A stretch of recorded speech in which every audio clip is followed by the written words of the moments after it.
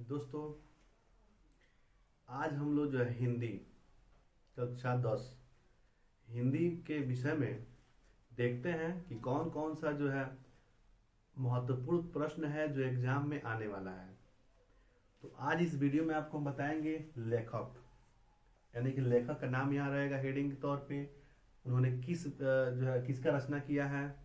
और विधा विधा मतलब एक कहानी है, निबंध है, नाटक है, क्या है ये हमको बताना है। अगर आप जो ये बताने जा रहे हैं याद कर लेंगे तो बहुविकल्पीय प्रश्न में आपको 10 नंबर का प्रश्न इसमें मिल जाएगा। आप इसका आंसर जो है ट्रिक लगा लेंगे, आपका 10 नंबर पक्का हो जाएगा। तो इसके लिए ये यहाँ बनाएंगे लोग कॉलम लेखक लिखेंगे, यहाँ रचना लिखेंगे और यहाँ विधा लिखेंगे, तब इसके बारे में बताने जा रहे हैं। और हिंदी के जो है मेरे पिछले वीडियो में आप बहुविकल्पीय प्रश्न और जीवन परिचय उन सबको हम अपलोड कर दिए हैं। आप मेरे इस चैनल पर से जाकर आप जीवन परिचय को अगर नहीं याद किए हैं तो याद कर लीजिए। चलिए यहाँ देखते हैं। यहाँ हेडिंग रहेगा पहले लेखक, फिर रचना, फिर विधा। हम बोल रहे हैं वीडियो का पॉज करके और आप लोग जो है लिख सकते हैं। तो पहले यहाँ रहेगा इसमें लेखक में हजारी प्रसाद द्विवेदी। रचना में रहेगा हम लोग का अशोक के फूल, मतलब उन्होंने अशोक के फूल की रचना की है। और ये क्या है विधा में, तो निबंध है। अगला इसमें हजारी प्रसाद द्विवेदी विचार प्रवाह, ये भी हम लोग का निबंध है। फिर हजारी प्रसाद द्विवेदी कुटज, रचना का नाम है कुटज और ये भी हम लोग का विधा है। फिर हजारी प्रसाद द्विवेदी कल्पलता, ये हम लोग का निबंध है। फिर हजारी प्रसाद द्विवेदी बाण भट्ट की आत्मकथा, ये बहुत ही महत्वपूर्ण है। बाण भट्ट की आत्मकथा 2013 में, 19, 17 में, 19 में, 20 में और 22 में प्रश्न आया था और ये हम लोग का उपन्यास है। फिर आगे लिखेंगे हम लोग हेडिंग लेखक में लिखेंगे हम लोग महादेव वर्मा। रचना में श्रृंखला की कड़ियां और ये विधा में रहेगा निबंध। फिर महादेव वर्मा लिखेंगे और ये हम लोग का जो है अतीत के चलचित्र रहेगा, अतीत के चलचित्र इसमें रहेगा। ये हम लोग का जो है विधा में संस्मरण और रेखा चित्र है। फिर आगे लिखेंगे हम लोग महादेव वर्मा स्मृति की रेखाएं, ये भी हम लोग का संस्मरण और रेखा चित्र है। फिर महादेव वर्मा लिखेंगे मेरा परिवार और ये भी हम लोग का जो है संस्मरण और रेखा चित्र है। फिर यहाँ लिखेंगे हेडिंग महादेव वर्मा पथ के साथी, ये भी हम लोग का संस्मरण और रेखा चित्र है। यानी कि महादेव वर्मा को जितने भी इसमें रचना है और विधा है आपको याद करके जाना है। फिर आगे हेडिंग रहेगा यहाँ पे हम लोग का मैथिली शरण गुप्त, इसमें जो है रहेगा रचना में प्रतिशोध, ये हम लोग का नाटक है, इनका बहुत ही प्रसिद्ध नाटक है।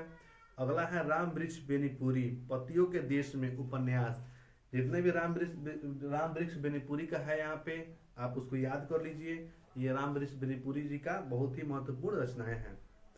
फिर यहाँ पे यहाँ लिख लेंगे श्री राम शर्मा, इनका जो है रचना का नाम है जंगल के बीच और ये हम लोग का शिकार साहित्य है। आगे यहाँ लिखेंगे काका कालेलकर, ये हम लोग का हिमालय प्रवास यात्रा वृत्त ये रहेगा। फिर आगे हेडिंग लिखेंगे हम लोग काका कालेलकर, इसमें लिखेंगे बापू की झांकियां, बापू की झांकियां और ये भी हम लोग का संस्मरण है। फिर यहाँ हेडिंग लिखेंगे हम लोग विनय मोहन शर्मा, विनय मोहन शर्मा रचना में साहित्यावलोकन, ये 2017, 19, 22 में प्रश्न आया था, बहुत ही महत्वपूर्ण है। और विधा में लिखेंगे यहाँ पे निबंध। फिर यहाँ लिखेंगे विनय मोहन शर्मा रचना में दक्षिण भारत की एक झलक, विधा में रहेगा इसका निबंध। ठीक है, आगे हम लिखेंगे हेडिंग यहाँ पे धर्मवीर भारती, इनका नाम रहेगा, लेखक का नाम है धर्मवीर भारती और जितना भी इसमें दिया गया है आप इसको याद कर लीजिएगा, ये बहुत ही महत्वपूर्ण है धर्मवीर भारती में। इसमें सबसे महत्वपूर्ण ये है गुनाहों का देवता, ये हम लोग का उपन्यास होता है। सूरज का सातवां घोड़ा, ये उपन्यास है, ये बहुत ही महत्वपूर्ण है। आगे यहाँ लिखेंगे जो है लेखक में वृंदावन लाल शर्मा, ये रचना में रहेगा मृगनयनी और ये हम लोग का उपन्यास है, ये भी लिखना है। अगला हेडिंग जो है ये अगला जो है लेखक का नाम है विष्णु प्रभाकर, ये बहुत ही महत्वपूर्ण है। ये इसमें जो आया था आवारा मसीहा 2013 में, 2015 में, 16 में, 20 में, 22 में, ये बहुत ही महत्वपूर्ण है और ये हम लोग का जीवनी है। आवारा मसीह यहाँ क्या है, जीवनी है, इसको आपको याद करके जाना है। आगे यहाँ लिखेंगे भगवती चरण वर्मा चित्रलेखा, ये भी हम लोग का उपन्यास है। भगवती चरण वर्मा भूले बिसरे चित्र, ये भी उपन्यास है।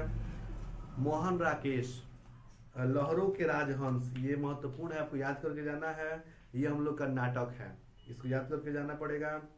फिर मोहन राकेश आषाढ़ का एक दिन, ये भी हम लोग का नाटक है, ये भी बहुत ही महत्वपूर्ण है। आगे लिखा है हेडिंग यहाँ पे अमृत राय कलम का सिपाही, ये बहुत महत्वपूर्ण है, इसको याद करके जाना है आपको। अमृत राय कलम का सिपाही के लेखक हैं और विधा में जीवन चरित्र है ये हम लोग का। आगे यहाँ है जो है डॉक्टर रामविलास शर्मा, रचना में रहेगा निराला की साहित्य साधना। और में देखते हैं आगे, और आगे जो है संस्कृत में से पाठ, पहला जो वाराणसी पाठ है, इस पाठ को हिंदी में अनुवाद करने के लिए आपको हर साल आता है, तो ये आपको आना ही आना है। और वाराणसी पाठ को आप हिंदी में अनुवाद कर लेते हैं तो आपका गारंटी है कि ये हर साल एग्जाम में आता है और ये आएगा ही। तो देखते हैं इसको, कुछ जो है यहाँ पे गद्यांश दिया गया है, उसको हम हिंदी में अनुवाद कर रहे हैं। और आपको हिंदी में अनुवाद करना आता है तो आप उसको याद करके जाइएगा, हिंदी में अनुवाद होता कैसे है, एग्जाम में ये आने वाला है। और आपको हिंदी अनुवाद नहीं आता है तो यहाँ पे अनुवाद हम बता रहे हैं, आप लोग अनुवाद को देखिए और उसको जो है अच्छे से याद करके जाइए, एग्जाम में ये गारंटी है, 100% गारंटी है कि आने वाला है।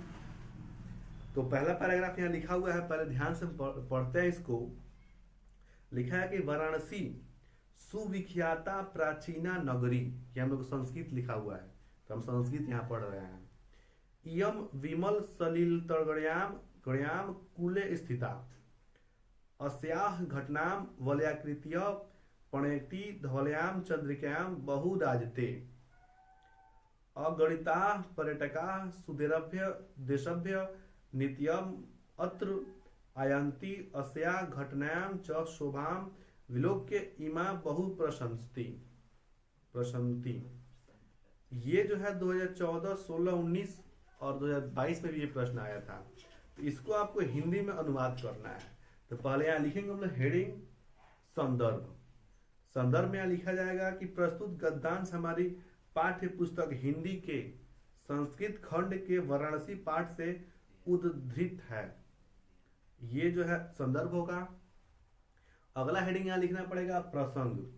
प्रसंग में लिखेंगे इस गद्यांश में वाराणसी की ऐतिहासिकता तथा अवस्थिति के विषय में बताया गया है।